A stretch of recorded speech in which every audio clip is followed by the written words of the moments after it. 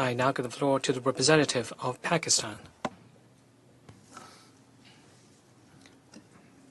Mr. President, we thank you for convening this timely and important meeting. We are also grateful to the briefers, Professor Sachs and Professor Huyao, for their compelling insights.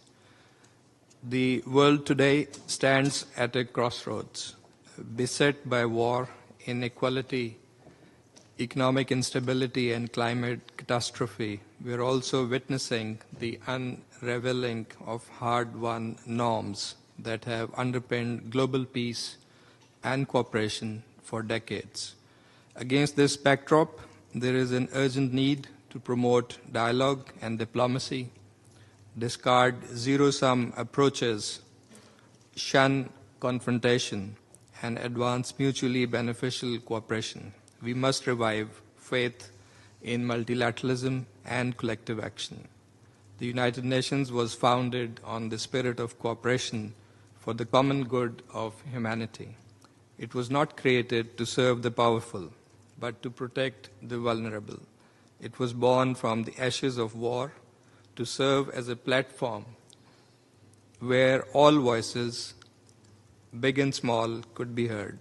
History reminds us that enduring peace and sustainable solutions have never come from unilateral actions or coercive practices. They emanate from inclusion, respect, shared purpose, and unified responses. In an increasingly polarized and fractured global context, we must ask if the international community can afford another era of might over right.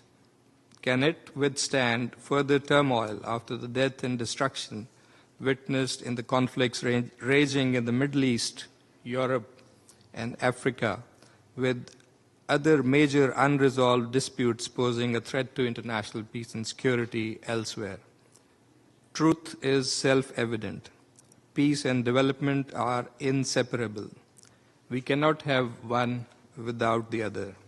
No peace is secure where hunger, poverty, desperation, denial of rights, and deprivation persist. For the developing world, the promise of sustainable development goals remains a distant dream, threatened by unfair, inequitable, and exploitative trade and financial systems, climate injustice, and a lack of political will from the partners. Mr. President, allow me to offer 3 key points. First, we must recommit unequivocally to international law and the principles of the UN Charter. These are not optional ideals. They are the foundation of a just world order.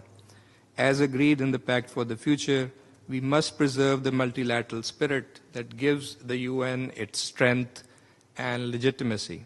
As the famous proverb goes, if you want to go fast, go alone. If you want to go far, go together. The future of our planet demands that we go together.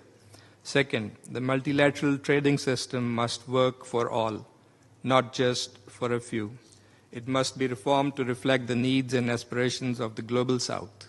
Trade should be a bridge, not a barrier, a vehicle for peace and shared prosperity, and not domination or isolation. We must resolve our differences through dialogue, not dictate terms through pressure.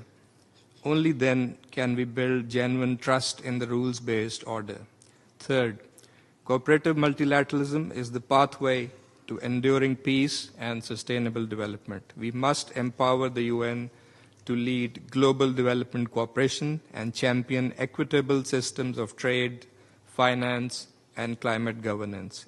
It must not be sidelined by unilateral agendas or rendered irrelevant by power politics. Mr. President, Pakistan remains firm in its unwavering belief in multilateralism and in the central role of the United Nations. We believe in a world where cooperation triumphs over coercion and solidarity replaces silence in the face of suffering. Our vision is simple and clear: a fairer, more peaceful, more compassionate international order, one that serves the many, not just the few. I thank you.